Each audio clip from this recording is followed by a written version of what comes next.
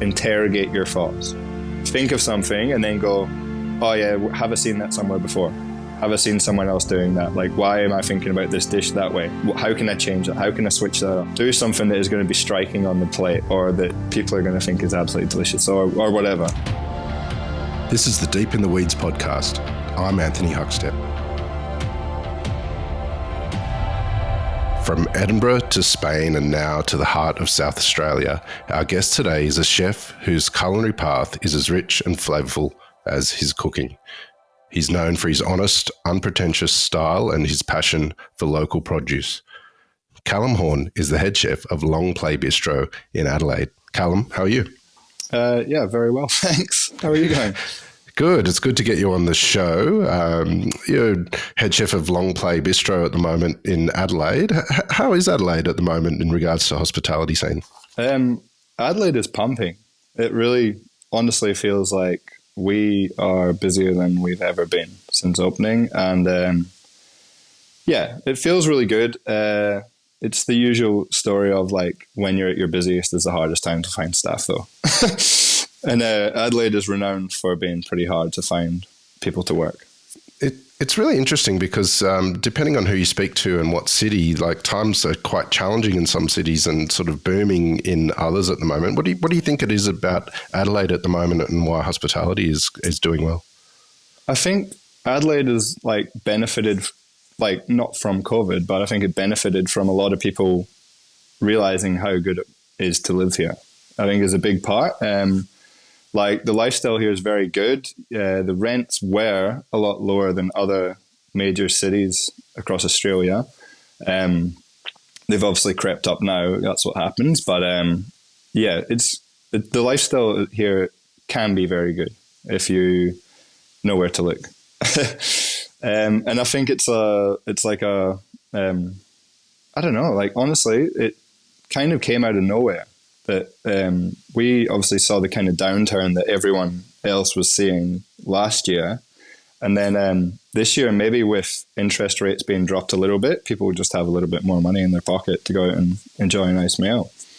Longplay Bistro is where you're at the moment. Tell us a little bit about what you're doing there.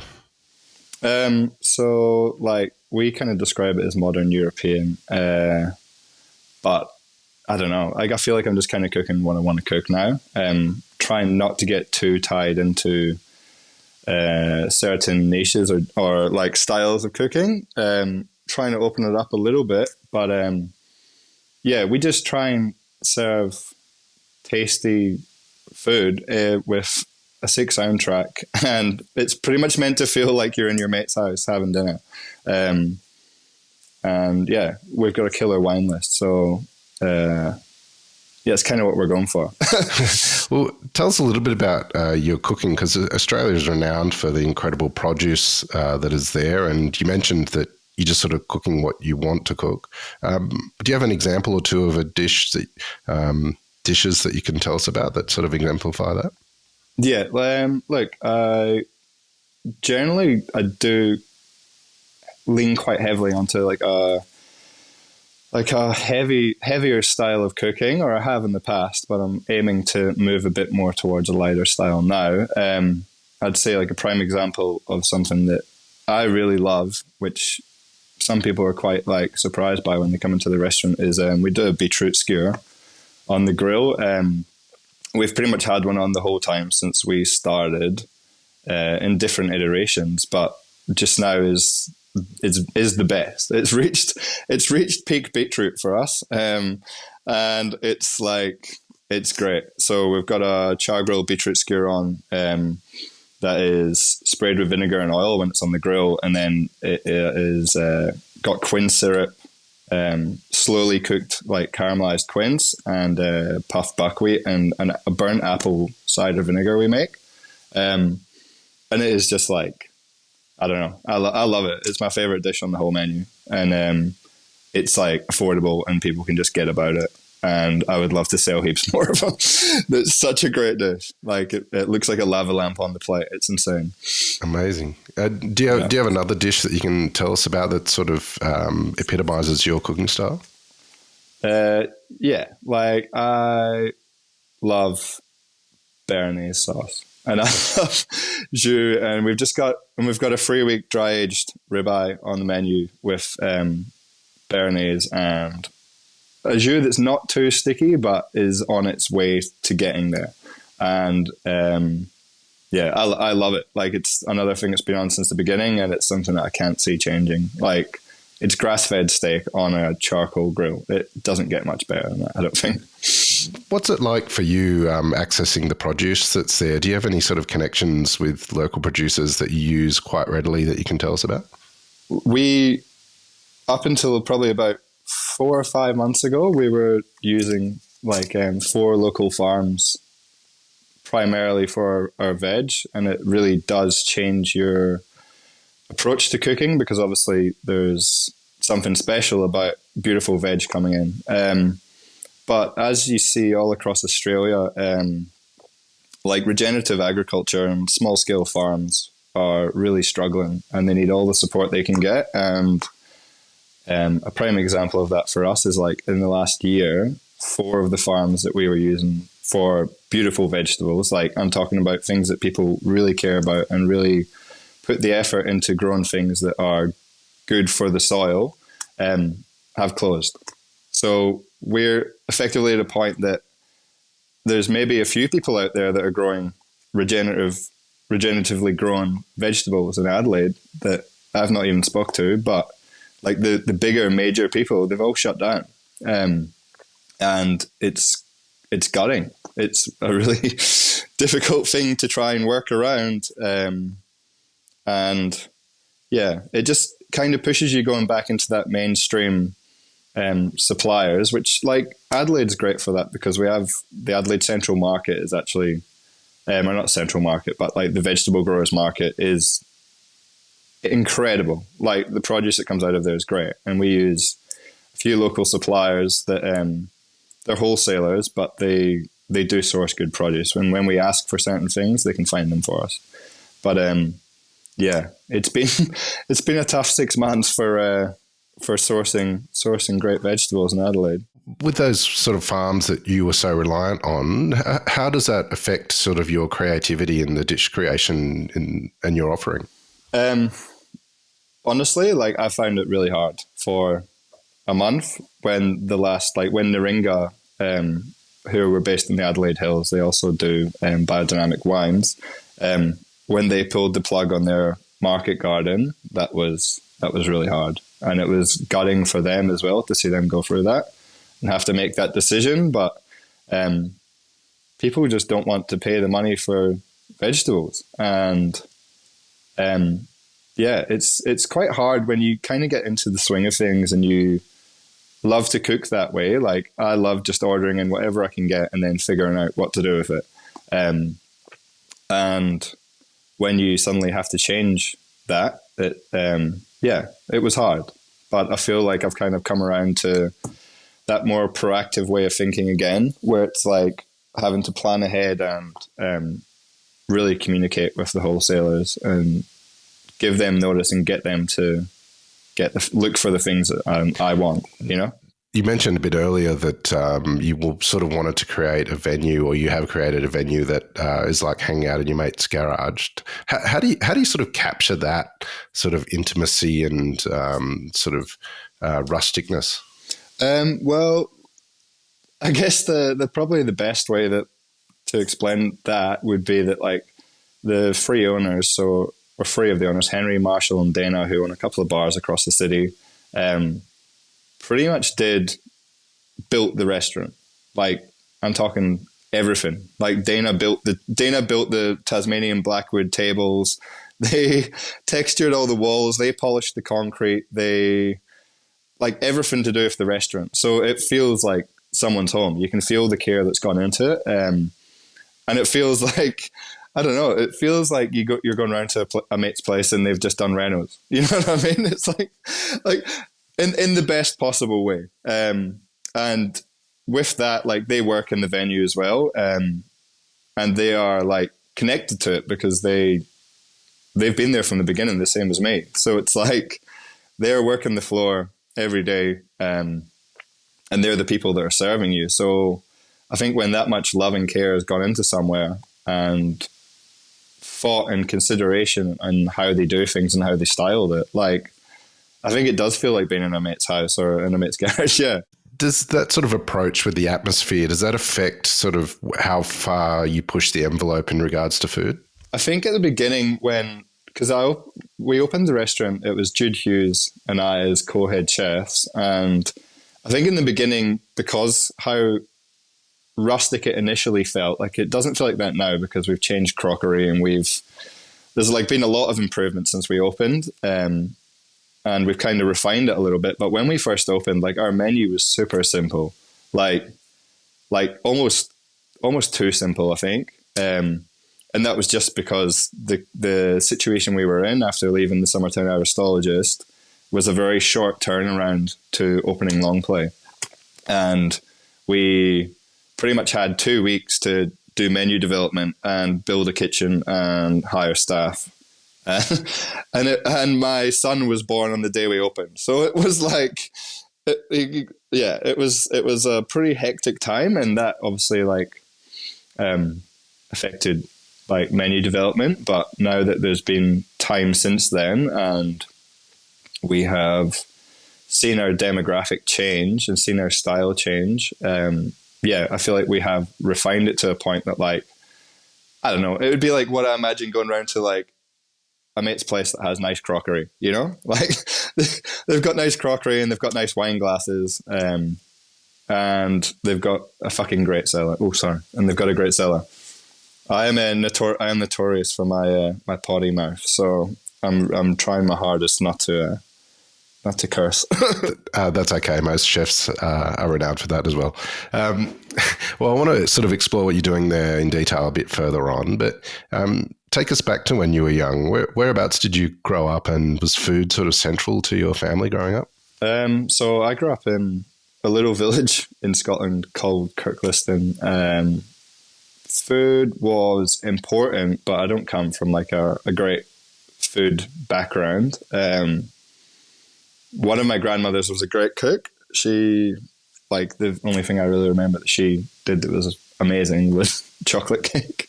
Our chocolate cake was amazing. It started off with my brother and I having like a slice each when we were younger, to when we got to teenagers, it was like half a cake. And she just had to stop doing it because she couldn't keep up with us because we were just such gluttons. Not like a great food history. Like, my mum was pretty adventurous with food. If she saw something, like, she would buy it. So like mangoes in Scotland in the early 2000s were pretty rare. And I remember bringing it home, and we didn't even know that, like, you don't eat the skin. Like, you know what I mean? So, like, for the first time trying mango, chewing on a spicy mango skin was pretty off-putting. But, like, obviously I've tried it again since then, and it's one of my favorite fruits. So she did something right. Growing up in Scotland at that time, there were a lot of, obviously there still are a lot of like great chefs around, but the general food scene in Scotland is, as you can imagine, pretty brown and beige food. There's a lot of fried stuff, a lot of real stodgy, heavy meals because it's a cold country, and it's an interesting place if you are interested in food. You kind of have to search for it, even though it's got one of the greatest natural larders in the world with cold water seafood and wild mushrooms and game birds and like some of the best beef I've ever eaten. Like, even the tap water there is delicious. So once you are interested in food, Scotland's a great place if you know where to look for it. Well, when did you first become interested in food and sort of consider chefing as a career? So that would probably have been like it would have been later on, probably like when Jamie Oliver first got onto television with his first series, The Naked Chef. And I remember watching that as probably 9 or 10 years old, maybe a bit younger, and just been like, whoa, like, this is cool. Like, this guy's cool. Like, I know he gets bagged out, but at the time, like, in the UK, Jamie Oliver was a cool guy. And I just remember watching him on telly and just being like, well, it's like someone's so energized about food compared to I don't know, any other cooking shows that I'd seen at the time. And I just remember being like, oh, wow, like that's something I actually quite like. That's pretty cool. And I kind of went from like kind of being pretty aimless at school, not really knowing what to do with myself. And I left school at 17, mainly because my parents said, like, you're not wasting another year at school because you just don't care about it. So I went to work doing furniture deliveries for my dad. And then a job came up in a kitchen at the Carlton, the Edinburgh Carlton Hotel, as a commie or apprentice. And I took a job. I went and trialed and I got the job with no experience, which should have been a red flag, but it wasn't. And yeah, it was pretty crazy. It was mainly a function hotel, and obviously it's in the city centre, so during tourist season it's very busy. But like the quality of food wasn't great, and the head chef was pretty nasty in that kind of old school way. And a friend of mine was working for a Scottish chef called Roy Brett, who had just opened a new boutique hotel. He won all these awards, and she was working there, and he'd said, if someone finds me a chef to come work here, I'll give you 50 quid. So she called me up, and I went and trialed for the job after a year of working at the Carlton, and I got the job. And Roy is renowned for his use of Scottish seafood. Very well-known chef in Scotland, and that was a really competitive cutthroat kitchen, and I was there for 4 years. So I was a bit like a sponge. Tried to take in as much as I could, but like, yeah, it was a serious place. You know, like these were serious chefs. These weren't like the place I'd been working before. These were people that really cared about what they were doing, and we were doing the 80 to 90 hour weeks on the crap wage. You'd go in on your days off and work for free. All the old school nonsense. Like we did that, and I cared about it, and it became my whole identity, and it became all I did and all I thought about and all I talked about. and after 4 years there, I actually went and did jury duty, and the head chef said he'd sign me off, and I kind of said, no, I think I will go do jury duty. And I went and did jury duty, and I spent 2 weeks around normal people that had normal lives, and I kind of went back to work, and I remember walking in, and a good friend of mine, Matty Budge, who's now a head chef for one of Tom Kitchen's venues, he was there, and he was pushing, and I remember looking at him and going like, are you all right? Like, are you sick? Are you all right? Because he just looked so pale and so like hurried. But it was because he'd been under the strip lights for 2 weeks, like 90 hours a week under the strip lights, and I'd been hanging around with normal people, hanging out in the sun after jury duty finished. And I remember making a decision then that I was like, oh, I think I'm gonna move to Spain. I think I'm gonna go do something else for a little bit. Yeah, yeah. After 4 years of 80-hour weeks and pushing every bloody day, I just kind of went, oh, I'm going to go to Spain. Like, I'd spent a bit of time in Spain as a kid, and I just loved eating the food over there. And yeah, so I went to Barcelona. Did you have any food experiences or moments in Spain that affected you during that time?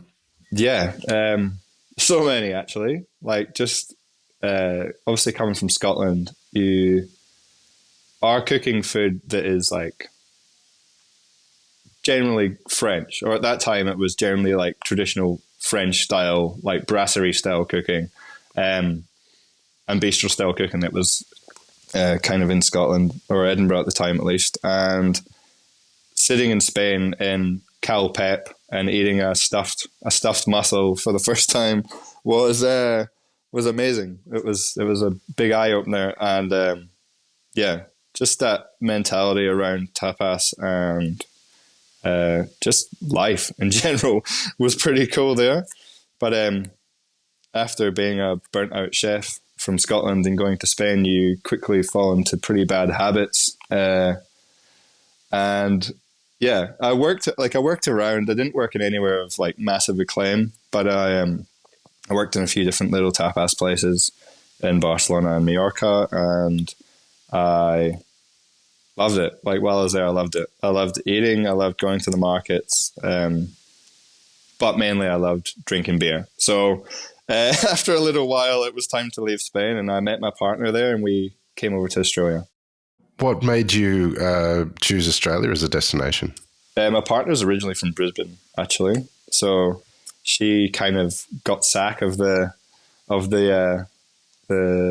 living in Spain and having zero money and living in houses with bed bugs and all the other stuff that goes on in major cities in Europe. And she just said, look, I'm going back to Australia. Like, I don't even think I was invited. And I just said, oh, yeah, I'll come. That sounds all right. I'll come with you. And yeah, so we landed in Brisbane. That would have been 2012, I think. Originally on a tourist visa. And I did the working holiday visa, agricultural work, and we went all the way down the East Coast, from Brisbane all the way down the East Coast, working on farms. It was amazing because we did. I don't really think you can do it anymore, but it was called woofing, which was like willing workers on organic farms, and this is back when you'd go and pretty much volunteer your time on organic or regenerative farms, and you'd get like room and board, meals, whatever, but you'd work your couple of hours each day.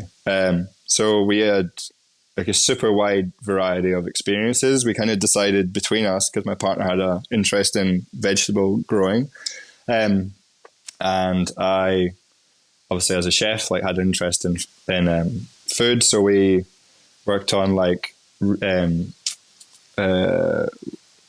organic vegetable farms. We worked on cattle farms. We worked on a pecan farm. we worked for the McCash family at McCash Oysters on the Clyde River down at what's it called again? South of Sydney. I always forget. Bateman's Bay. Sorry, the Clyde River down at Bateman's Bay, which was amazing. Like, that's some of the hardest work I've ever done in my life, but honestly, like some of the most rewarding mornings. Being out on the punt at 6 a.m. in the morning as the sun's coming up, shucking fresh oysters off the side of the boat is pretty nice. We always had to test a couple, it couldn't just be one. We always tested maybe 6 just to make sure, get an average flavor reading. And then we left there and went all the way down to Tasmania, and we worked for Jonathan Cooper and friends of his. They had a cooperative down there, and we worked on their farm for 3 months in Tassie, and spent 3 months driving around Tasmania, camping out the back of our car on weekends when we weren't working on the farm. And yeah, it just instilled like a really deep love of regenerative agriculture, which we would revisit later on down the road.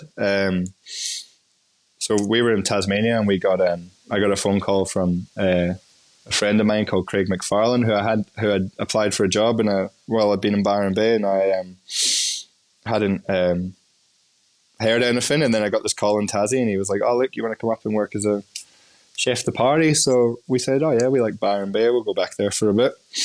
And we headed back up, and yeah, we were then there for 14 years or 12 years, as you kind of do in Australia. I think you find somewhere when you're from overseas and you kind of stay there for a bit. But yeah, we were there, and we built a life there, and I got to work for some really amazing people who put a lot of trust in me. Sarah Swan, who I know is one of your friends. So I worked for Swanee for a bit. That was my first head chef job, was working for Swanee. And Jeremy at 100 Mile Table. And what was, I can't let you go without asking, what was it like working for Swanee? Oh, mate, she's the best. Honestly, like she's one of the most supportive people I've ever worked with. And she put so much trust in me as a first-time head chef. It was a super casual venue. It was when they had the lease on the golf club there in Byron. but we were doing huge numbers, and my partner ran the floor and I ran the kitchen. So that was pretty fun. And we just did that as the opening team for the first couple of months. But yeah, I love Sarah. I've got so much respect for her. She's always been a good mentor, I'd say. She's always been good. Whenever I've had a question about what I'm doing in my career, she's always been pretty good to point me in the right direction. When did you find sort of your own voice on the plate, when you sort of felt like you'd found your style of cooking? Honestly, that didn't come until I was at the Summertown Aristologist, and that would have been 8 years after the first head chef job. And yeah, obviously, like, you take inspiration from everyone you've worked for and everything you see and everything you've eaten. But yeah, I had like some great people I worked for. I worked for a chef called Francisco Smoye, who had Barrio up in Byron Bay. And his approach to food changed my whole perspective in the idea of, like, things don't have to be piping hot when it leaves the kitchen. Some things are served better at room temperature that are prepared before and marinated. And his approach to cooking vegetables really kind of inspired in me that idea that, like, vegetables can be more delicious than protein sometimes. And that, when I was at the Aristologist, working first with Tom Campbell and then working with Jude Hughes, really, that's when I feel like that kind of inspiration came in. And yeah, sometimes it's hard to break out of what you've seen people do and who you've worked for and who's really inspired you, but you keep those little aspects, I find, throughout what you're doing. And yeah, I kind of took techniques or ideas that I had from other people, and then I applied them into vegetables that I hadn't done it with before, or proteins, or but yeah, the Aristologist was like having complete creative freedom is actually pretty insane. It's actually like sure, that there you're tied by what came out of what came out of your market garden, and what you could make and what you could butcher, because you didn't buy cuts, you didn't buy vegetables in. We barely bought any dry goods in when it was Jude and I, and we made everything from scratch, to the point that we were like wrecking ourselves, just two of us, doing that. I was going to ask, is it dangerous sometimes if there is absolutely no rules? I have had this conversation before about over a glass of wine and dinner with friends many times, actually, about like is it better to have limits in creativity, or niches, or like styles that you aspire to, or that have boundaries. And like, I think sometimes a little bit of boundaries is good. A little bit of boundary can be good, because otherwise you can go off the rails. You can start doing stuff that you think is great that other people aren't going to love. And yeah, it's like, obviously, kind of having those boundaries is good because it keeps you efficient, and means that you're not like just experimenting all the time and losing precious time, like losing precious prep time. You can get lost in ferments. You can really use a lot of time and have a lot of really poor results come out of it sometimes. And yeah, I do think boundaries can be quite helpful, even if sometimes you do have to push against them. How did you end up in South Australia? So back in COVID times, I think it would have been 21 or 20, mid-COVID, my partner and I we drove from Lismore on the East Coast over to Western Australia to do vintage. We got a worker's pass for the Western Australian border, but like, obviously, it being COVID, your plans never work out the way you thought they were going to work out. So we kind of boosted from New South Wales. We were meant to drive down through New South Wales and then across Victoria and all the way over to Western Australia, and it was all meant to be easy. It was meant to be a done in a week or whatever, 10 days. But the night that we were to set off, New South Wales became a hotspot, and we had to drive north up through Queensland and then into the NT and then down through the desert, down into South Australia, and then across. Yeah, it was pretty ridiculous when I think about it, but it was amazing because I don't think I'd ever I would have seen those parts of Australia otherwise. And being at like Uluru with no one around was pretty amazing. It was peak summer and there was flies everywhere, but being there with, I don't know, 6 other people in the campsite because of COVID was pretty wild. And yeah, we drove through South Australia, and Dave Moyle had told me to go eat at the Summertime Aristologist. So we ate there, and I remember my partner crying during the meal because it was just so good. And we were exhausted, obviously, from the road trip. But yeah, the service was great, the wine was great, and the food was absolutely delicious. And everything they were doing was what I wanted to do. So we did the vintage, and then on the way back, we stopped in, and Moyley was doing a special event with the chefs there with Tom and Ethan. And he introduced me to them, and then we got talking, and they were like, oh, we're taking annual leave, so if you want to come down for 6 weeks, you can cover us both. You do the 3 weeks of Ethan's time off, 3 weeks of Tom, which was an amazing experience. Like, I got to cook with 2 people I really admired their food, in a tiny team, tiny kitchen, just the 2 of us, and it was amazing. I had the best time ever. Like, cooking, it was like such an eye-opening experience, going and harvesting the vegetables every morning,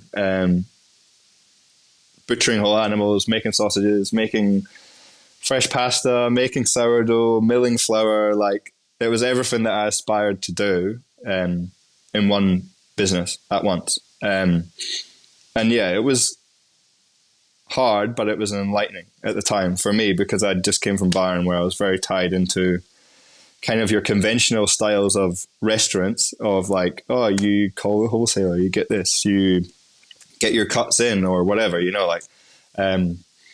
Anyway, I went back up north for a couple of weeks, and then Tom Campbell called me and said, hey, look, like, do you want to come do that, cover that annual leave we're doing? And I said, yeah, of course. Like, it's a pretty amazing experience. Of course I'll come and do it. And yeah, that happened, did that, and then went back to Byron, and I ended up working for Matt Stone for a little bit up at U Beauty and Chow Mate in Bangalore.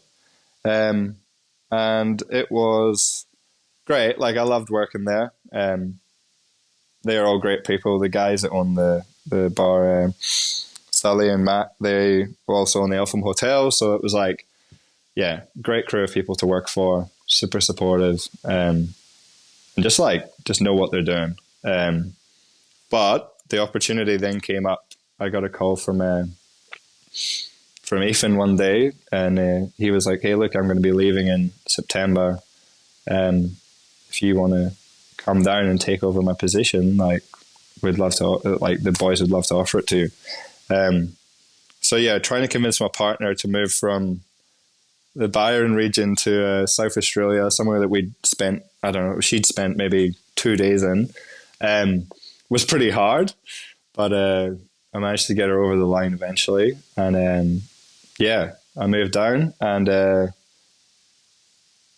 3 months later, Tom Campbell was leaving as well, because he was going to go over to do to work at Noma for a little bit in Japan. And Jude Hughes came down and joined me as my co-head chef at the Aristologist. So it was pretty amazing. Like, Jude and I had been friends for 9 or 10 years at that point, and getting to work alongside your kind of best mate who shares the same ethics as you and has a very similar approach to food as you in a venue like the Aristologist was really something special.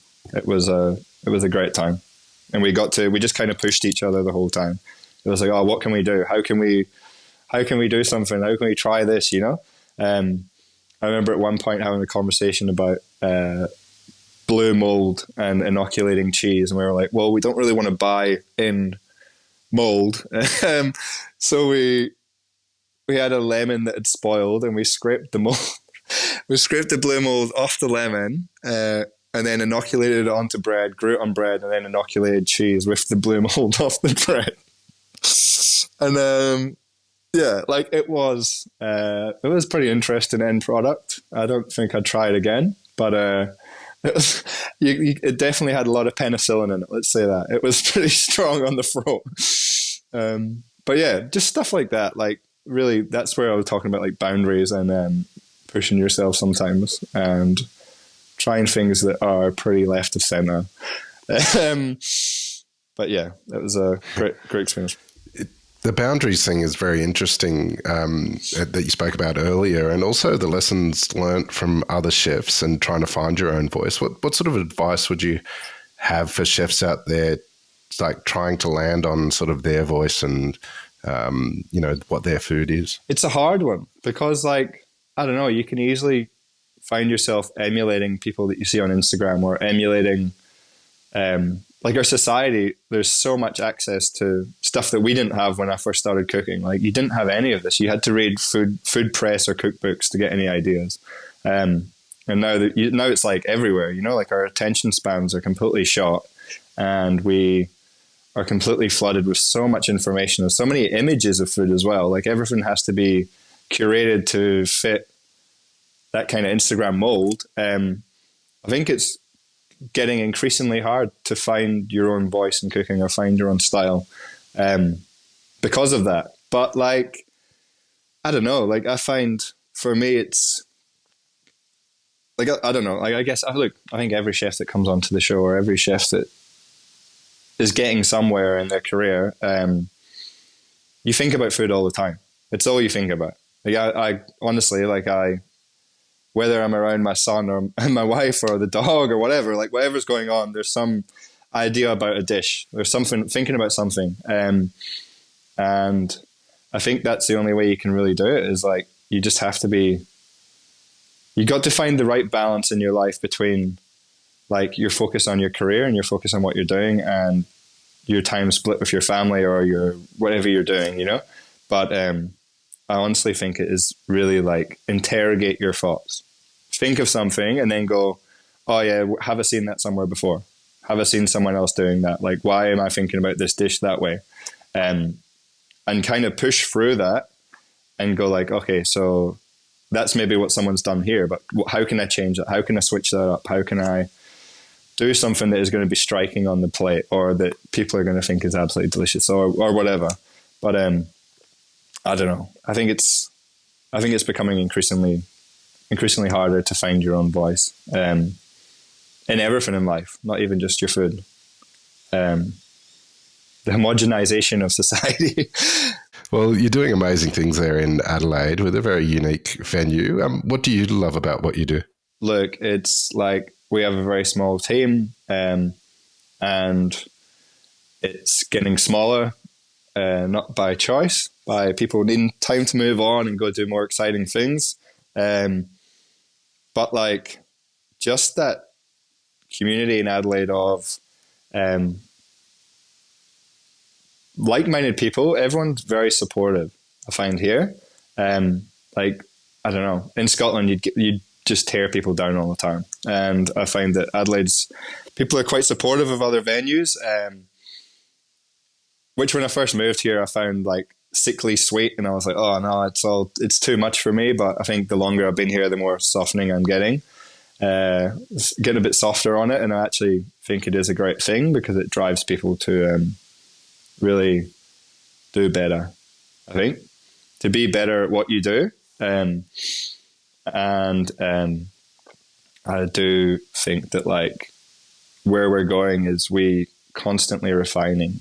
And I think that's super important. And challenging like views that I had before. I used to hate garnishes on food. Like I used to hate it. I used to be like, why does it need a garnish? Why can't we just plate the food like, I don't know, like something you'd eat in Greece or in Italy or whatever, like that rustic style. But there's definitely something to adding a little bit to a dish, and it changes people's perception of it massively. Like it's I think that's something that I've really enjoyed about it, is the driving force of like how do we make this better? How do we make it more approachable, but also like just as delicious, I think.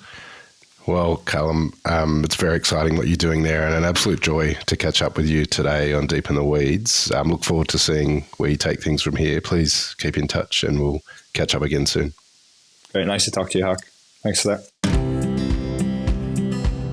This is the Deep in the Weeds podcast. I'm Anthony Huckstep. Stay tuned as we take a deep dive into the lives of the incredible people who ply their trade in the food and hospitality sector. Special thanks to executive producer Rob Locke for making this all happen. Follow us on Instagram at Deep in the Weeds Podcast, or email us at podcast@deepintheweeds.com.au. Thanks to executive producer Rob Locke for making this all happen. Stay safe and be well.